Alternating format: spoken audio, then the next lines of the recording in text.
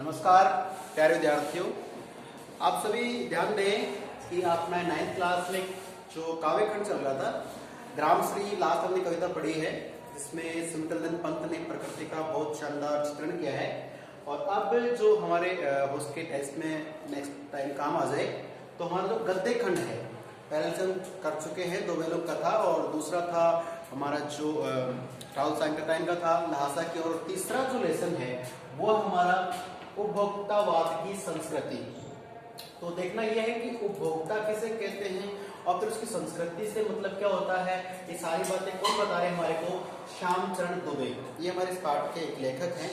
अब देखना यह है कि ये जो उपभोक्ता है, तो उपभोक्तावाद क्या होता है, सीधे अर्थों में समझ सकते हैं कि उपभोक्ता से मतलब होता है वह व्यक्ति जो किसी भी वस्तु का अपने जीवन में उपभोग करता है, फिर चाहे वो खाने पीने की वस्तुएं हो या पहनने के कपड़े हो या कोई साधन हो, जिस भी वस्तु का मनुष्य अपने काम में उस वस्तु को लेता है तो हम उस वस्तु का उपभोग कर रहे होते हैं। तो हम उपभोग कर रहे हैं तो हम क्या हो गए, उपभोक्ता हो गए हैं। ठीक है, ये जानना। अब उपभोक्तावाद का मतलब होता है किसी भी वस्तु या व्यक्ति का विचार जो है व्यापार के रूप में फैलता है, ज्यादा होता है, उस पर सही गलत विचार आते हैं, वो कहलाता है उपभोक्तावाद। तो व्यक्ति जो चीजें काम में ले रहे हैं तो कौन सी उसको फायदा कर रही है, कौन सी नुकसान कर रही है, सही क्या और गलत क्या है, ये सब चीजें कहलाएगी उपभोक्तावाद। ठीक है, अब बात आती है इसकी संस्कृति।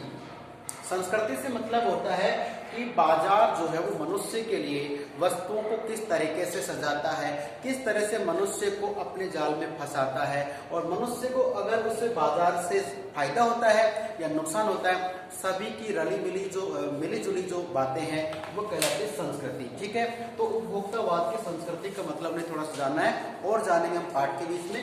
और पाठ को पढ़ने से पहले हमारे बीच में एक व्यक्ति है जैसे श्यामचरण दुबे, इन्होंने इस पाठ को बड़े सामाजिक विचारों के साथ सजाया है, तो इनको जानना हमारा परम कर्तव्य है। तो सबसे पहले बात करें, श्यामचरण दुबे जी जो हैं वो इनका जन्म है वो सन 1922 में हुआ है। 1922 को याद करने के लिए मैं आपको बता दूं, 1922 में चोरी चोरा कांड हुआ था भारत में। तो वो घटना इतिहास में, पॉलिटिकल में कई जगह लिखी मिलती है। उस समय हमारे भारत में अंग्रेजों का बहुत भयंकर बुरा राज चल रहा था और गांधी जी अंग्रेजों को निकालने का प्रयास कर रहे थे, और गांधी जी ने ही एक मतलब मुहिम चलाई थी।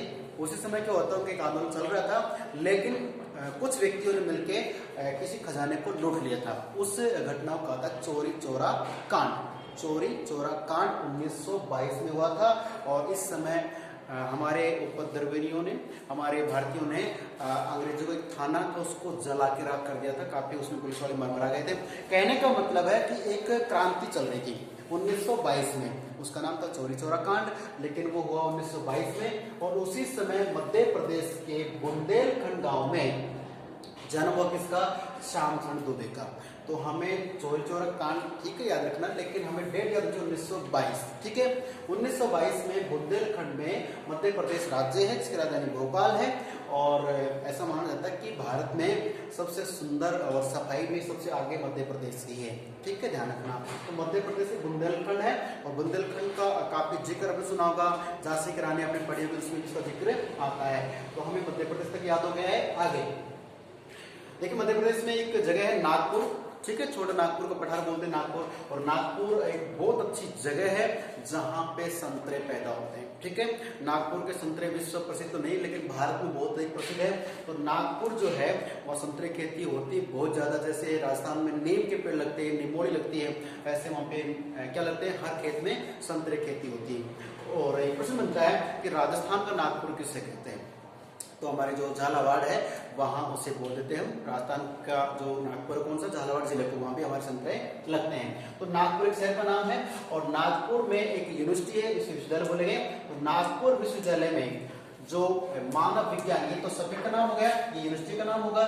यहाँ से हमारे श्यामचरण दुबे जी ने मानव विज्ञान टॉपिक लेकर के और वहां से पीएचडी की। पीएचडी का मतलब एक पढ़ाई होती है जो एमए करने के बाद एग्जाम लगता है, एंट्रेंस टेस्ट लगता है, उसमें एमए के बाद पीएचडी होती है।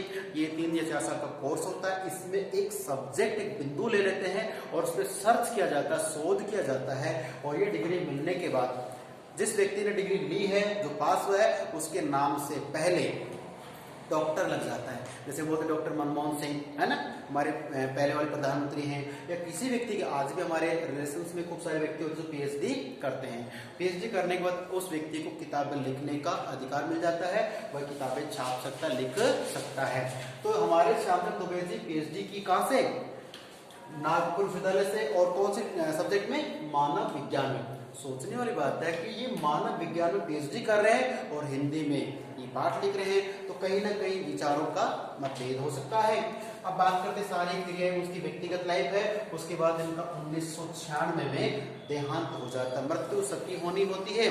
तो इसका देखिए 1922 में जन्म होता है, 1996 में इनका देहांत हो जाता है, इंतकाल हो जाता है। ये थी प्यारे बच्चों इनकी व्यक्तिगत जानकारी। अब हम पढ़ेंगे इनका साहित्यिक जीवन कैसा था, क्या क्या लिखा है। तो ये जो चीजें हैं ये हमारे एग्जाम में विशेष मोस्ट होती है, हमें याद होनी चाहिए।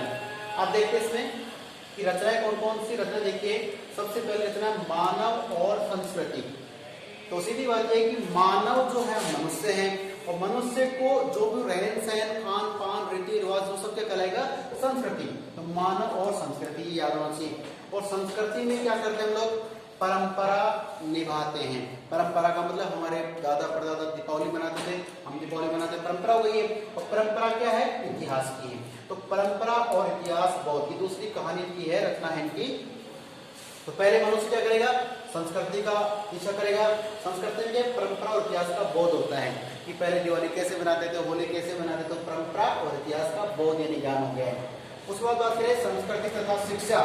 तो देखने वाली बात यह है कि संस्कृति और शिक्षा इनका एक लेख है। उसके बाद है समाज और भविष्य। तो समाज मनुष्यों का एक ग्रुप होता है, अर्थात वह है समुदाय जिसमें मनुष्य रहते हैं। और मनुष्य की जो रहने की क्रियाएं हैं, जैसे तरीके से रहे, प्यार से रहे, प्रेम से रहे, एक मनुष्य सबके लिए और सब एक के लिए काम आते, उसे कहते हैं समाज। तो समाज और भविष्य ये इनका अगला लेख है, ठीक है। क्योंकि समाज में बच्चों का या व्यक्तियों का भविष्य देखा जाता है कि कौन कितना क्या कर पाएगा। अगली रचना है भारतीय ग्राम, कि भारत के जो गांव है वो कितने सुंदर, कितने अच्छे होते हैं, भारतीय ग्राम है। और उसी का परिणाम है भारतीय ग्राम संक्रमण की पीड़ा। ये पाठ का नाम है कि संक्रमण की पीड़ा। संक्रमण आजकल जो कोरोना का चल रहा है इसको तो आप बखूबी जान गए हैं। संक्रमण यानी कि ऐसी बीमारी, ऐसा रोग जो एक से दूसरे में फैलता है, उसे संक्रामक रोग कहते हैं। यहाँ पे है कि भारतीय ग्राम संक्रमण की पीड़ा, ठीक है, ध्यान रखना। अब अगला लेसन आता है इनका विकास का समाज शास्त्र। तो विकास का मतलब डेवलपमेंट से होता है, हर व्यक्ति चाहता है उसका विकास हो। जैसे पहले मनुष्य बिल्कुल जंगलों में रहता था, धीरे धीरे विकास हुआ, कपड़े लत्ते पहनना शुरू किया, मांस मछली खाता था, आज उसने वो सब छोड़ के गेहूं अनाज खाने लग गए हैं, पढ़ाई लिखाई करने लग गए, आज डॉक्टर इंजीनियर, नहीं क्या क्या बन गया, उनसे क्या वो विकास हुआ। उस विकास का ही क्या है? एक समाज बना। और समाज अर्थात ऐसा समाज का शास्त्र, समाज की ऐसी किताब, ऐसा नियम जिसमें मनुष्य का विकास होता है, उसे कहते हैं विकास का समाज शास्त्र। अंत में है समय और संस्कृति। आप जानते हैं कि सबसे अनमोल, सबसे जो महत्वपूर्ण है वो आज के समय में समय ही है।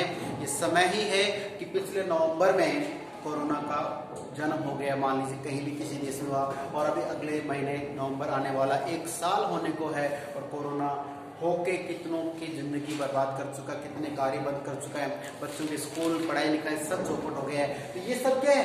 समय ही तो है। कब शुरू हुआ, कब गुजर गया पता ही चला। तो समय और संस्कृति। संस्कृति आप समझते हैं रहन सहन, खान पान, रीति रिवाज सब इसमें आते हैं। तो समय और संस्कृति हमारा श्यामचंद्र दुबे जी का अंतिम में लास्ट पार्ट है, ठीक है। तो प्यारे बच्चों, मैं चाहता हूँ कि श्यामचंद्र दुबे जी का ये जो लेखक परिचय है आप इस वीडियो में देख लें या पुस्तक पढ़ें, पढ़ लिखने के बाद से याद कर लें। उसके बाद हम पढ़ेंगे पाठ के बारे में। क्या है इस पाठ में, क्या मिलने वाला हमारे को? उपभोक्तावाद की संस्कृति। सीधी सीधी बात है। अभी आप देख रहे होंगे दीपावली की तैयारियां चल रही हैं, तो जैसे एक दुल्हन को सजाया जाता है, लड़की की शादी होती है उसको दुल्हन को सजाया जाता है, उसी प्रकार से हमारे जयपुर शहर के भारत के पूरे बाजारों को सजाया जा रहा है। हालांकि इस टाइम हालात बहुत नाजुक है, फिर भी मार्केट को डेकोरेट किया जा रहा है, सजाया जा रहा है, ताकि कि मनुष्य, चाहे फिर वो सुरक्षा मजदूर हो या कोई पैसे वाला हो, सभी के सभी उसमें उसके आगोश में समा जाते हैं। तो प्यारे बच्चों, इस पार्ट में बहुत अधिक इंपॉर्टेंट हम पढ़ने वाले हैं, वो है बाजार की शक्ति मनुष्य पे कैसे काम करती है। तो फिर मिलते हैं अगले वीडियो में, तब तक के लिए नमस्कार, धन्यवाद, सुरक्षित रहे और पढ़ते रहें।